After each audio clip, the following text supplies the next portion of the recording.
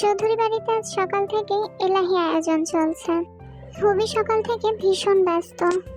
আয়োজন দেখে মনে হচ্ছে কোনো বিশেষ কেউ আসতে চলেছে। আপাতত হবি রান্নার দিকটা সামলাচ্ছেন, তখনই তার কাছে হানি আসে। মাই সুইট কিউট আন্টিটা, তুমি কি করো? ওরে আল্লাহ, এ তো দেখি বাড়িতে বিয়ের আয়োজন চলছে। তা তুমি কি গোপনে তোমার মেয়েদের বিয়ে দিয়ে দেওয়ার প্ল্যান করছো নাকি? আরে না রে, আজ তোর আঙ্কেলের প্রাণের সখারা আসছেন।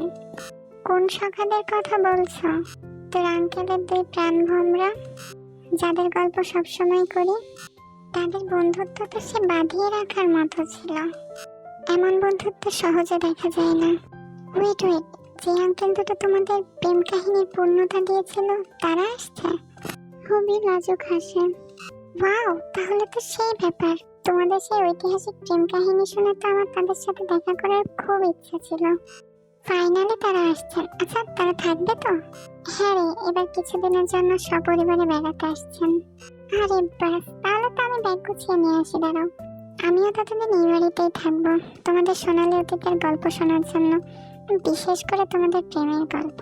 ভীষণ পেকে গেছিস, এই বয়সে এত প্রেম প্রেম কেন রে? অসভ্য হচ্ছে দিন দিন। যা শর্ত এখান থেকে, আমাকে আর জ্বালাস না, অনেক কাজ পড়ে আছে। ওপরে গিয়ে তোর সখী দুটোকে জ্বালা। কি যে বলো না, তোমাকে না জ্বালালে কি পেটের ভাত হজম হয় বলো? আর আমি তো একা জ্বালাবো না, দাঁড়াও টিয়াপুকে কল দিচ্ছি। তার আগে একটা কথা, আচ্ছা ওনাদের কি কোনো হ্যান্ডসাম ছেলে টেলে আছে নাকি? থাকলে আমার একটা গতি করে দিয়ে তো, আমার আর বাবা এসব পড়াশোনা ভালো লাগছে না। তবে রে হচ্ছে তোর, দাঁড়া। হানি হাসতে হাসতে দৌড়িয়ে রান্নাঘর থেকে বের হয়ে যায়। এরপর সে তেকে কল করে। টিয়াপু, তোমার আর আমার জামা কাপড় তাড়াতাড়ি প্যাক করে লিক্সিদের বাড়িতে চলে আসো। কেন রে হানি? আজ লিক্সিদের বাড়িতে সেই আঙ্কেলরা আসবে, যারা আন্টি আর আঙ্কেলের বিয়েতে সাহায্য করেছিল। অতগুলো বুড়ো মানুষের মধ্যে বেচারি কুকিয়া আর লিক্সি তো বোর হয়ে যাবে। আর তার থেকে বড় কথা হচ্ছে, আঙ্কেল আর আন্টির প্রেমের বিষয়ে আরো অনেক কিছু জানা যাবে। তাড়াতাড়ি চলে এসো তো তুমি। রিয়েলি? আচ্ছা দাঁড়া, আমি আসছি। আর এমনিতে ওরা যা পানছে, আমরা দুজন থাকলে ওদের মনোরঞ্জন হয়ে যাবে। তারা, আমি 20 মিনিটের মধ্যে আসছি। ওদের বাড়ি কুকিদের বাড়ি হতে 15 মিনিটের দূরত্ব।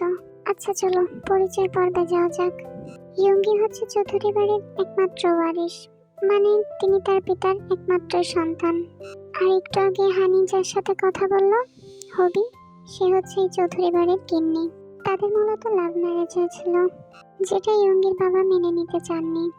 তাহাদের বিবাহ দেওয়া থেকে শুরু করে মানিয়ে নেওয়া পর্যন্ত ইয়ঙ্গির দুই বন্ধুর বিশাল অবদান ছিল। বিস্তারিত আমরা পরে জানবো। চলুন তাদের সন্তানদের সম্পর্কে জেনে আসি। ইয়ঙ্গি আর হবির দুইজন সুপুত্রী এবং একজন সুপুত্র আছেন। চৌধুরী পরিবারের দ্বিতীয় সন্তান এবং প্রথম কন্যা হচ্ছেন কুকি, যিনি বর্তমানে অনার্স 3য় বর্ষের শিক্ষার্থী। আর চৌধুরী বাড়ির সবচেয়ে ছোট সন্তান, সবার চোখের মনি লিক্সি, যিনি এখন ফার্স্ট ইয়ারে পড়েন। আর প্রথমে যে চঞ্চল মেয়েটিকে দেখলেন, তিনি হচ্ছেন লিক্সির প্রাণের সখী। বড় বোন তে, তিনি আবার কুকির প্রাণের সখী। এদের স্কুল, কলেজ, ভার্সিটি সব একই সাথে, একে অপরকে ছাড়া যেন চলতেই পারে না। আরে ওই দিকটা ভালো করে পরিষ্কার কর, এখনো নোংরা লেগে আছে। আপত্তি আম্মুর মতো করছিস কেন? আম্মু যদি কোথাও ময়লা দেখে না, আবার পরিষ্কার করাবে, তাই আগে থেকে সাবধান করছি। তোর ভালো লাগে না? সেই সকাল থেকে উঠিয়ে শুধু কাজ করাচ্ছে, এত অধিক্ষেপ করার কি আছে? দেখে মনে হচ্ছে যেন কোনো দেশের প্রধানমন্ত্রী আসতে চলেছে। ছি লিখছি, এসব কি ধরনের কথা? এভাবে বলতে হয় না। হ্যাঁ হ্যাঁ জানি, ভালো লাগে না। বর্তমানে দুইজন উপরের ঘরগুলো পরিষ্কার করছেন আর ঝগড়া করছেন। তখনই তাদের মাঝে হানি আসে। ও মাই ডার্লিং, কি কষ্টটাই না করাচ্ছে আমার জানগুলোকে দিয়ে। এর বিরুদ্ধে কঠোর আন্দোলন হবে, আমরা আজই রাজপথে নামবো। এইটারই কমতে ছিল, এমনিতেই ভালো লাগছে না, তারপরে এসে মাথা ব্যথা করাবে। ইস আপু, বুকে লাগলো। এইভাবে কেউ বলে? বুঝতে পেরেছি তুমি জেলাস। লিক্সির জন্য আমি এসেছি, তোমার এখন কেউ নেই বলে। সমস্যা নেই, আমি তে আপুকে কল করে দিয়েছি, আপু কিছুক্ষণের মধ্যেই চলে আসবে। হ্যাঁ, আল্লাহ আমাকে উঠিয়ে নাও। লাভ ইউ বেব, এতক্ষণ একটা মনের মতো কাজ করেছিস। এই নে ধর, ঝাড়ুটা নিয়ে ঘরটা পরিষ্কার কর। হ্যাঁ, আমি কেন?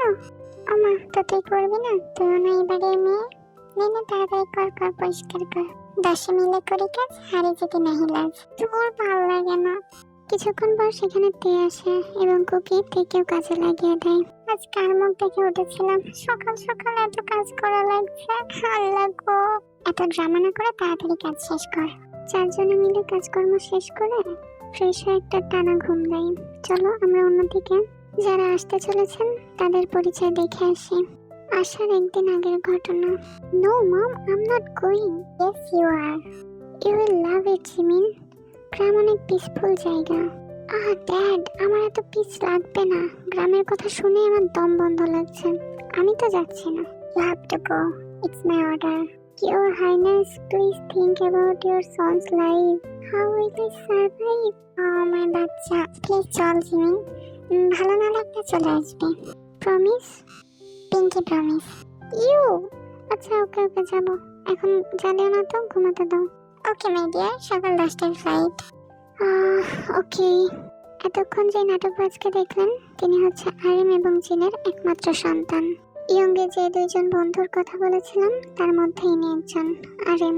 তাদের আরেকজন বন্ধু আছেন, তিনি হচ্ছে বাংচান। বর্তমানে বাংচান এবং আরিম দুজনের ফ্যামিলি অস্ট্রেলিয়াতে বসবাস করেন। দুইজন বন্ধু এক জায়গায় থাকলেও ইয়ঙ্গে তার বাবার ঐতিহ্য ধরে রাখার জন্য তাদের সাথে আর বিলেত পাড়ি দিতে পারেনি। যাই হোক, চলুন সামনে দেখি কি হয়। জিমিনের ফোনে একটা কল আসে। Bro, I don't want to go, please do something. You think I didn't, but I failed. What the fuck? এখন কি করব তাহলে? Don't worry boy, मैं हूं ना. মম প্রমিস করেছেন যদি ভালো না লাগে আমরা চলে আসতে পারবো। চল যাই, পরের দিনে আবার ব্যাক করব। ওকে, বাট শুধু আমরা দুইজন কেন ফাঁসবো? চলো সাথে লিনোকেও নিয়ে যাই। ঠিক বলেছিস, দাঁড়া ওকে কনফারেন্সে নিই। Hey bro, what's up? Great. Lino, we are going on a trip. Wanna join? Really? I'll definitely go. But where? It's a surprise. Tomorrow 9 a.m. Come to my house, okay? Okay, babes. You! এরপর Lino call কেটে দেয়। Jimin আর Hyunjin একে অপরের দিকে তাকিয়ে একটা ডেভিলিস mark করে। চলো হিয়নজিনের পরিচয় দিই।